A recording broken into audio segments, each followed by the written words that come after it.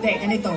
Tulad na lang na magkaibang tao kami ni Pangulong Rodrigo Duterte. Si Pangulong Rodrigo Duterte ay hindi si Inday Sara Duterte. Si Bongbong Marcos ay hindi si Amy Marcos.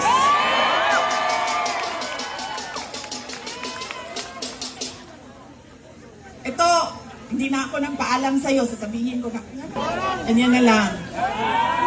Para din makita ninyo na pumayat na ako.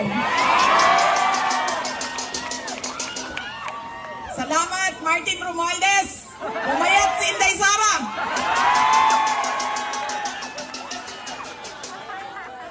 Uy, kadyo lang ba? Seryoso, seryoso.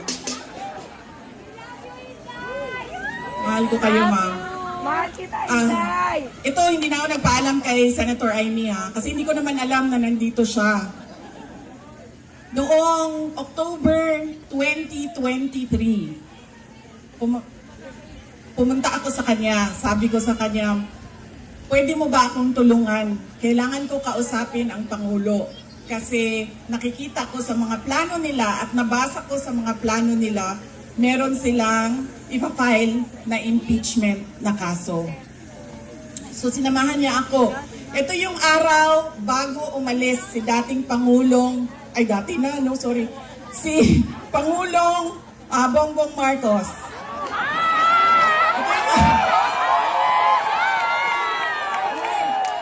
Hindi ko sinadya yun.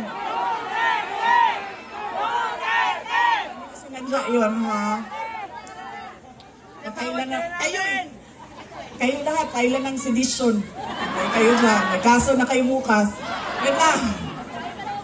So, ito yung araw na paalis siya, papuntang Amerika.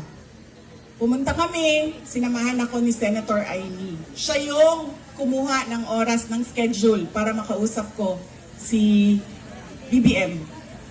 Noong nandun na kami, binanggit ko sa kanya ang impeachment.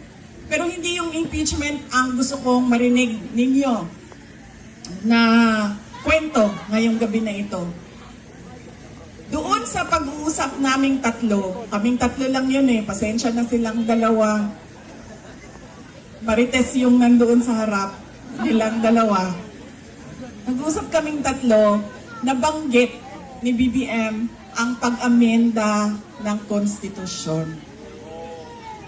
At sinabi niya na, madami siya sinabi, pero ang gist ng sinabi niya ay, we will just amend.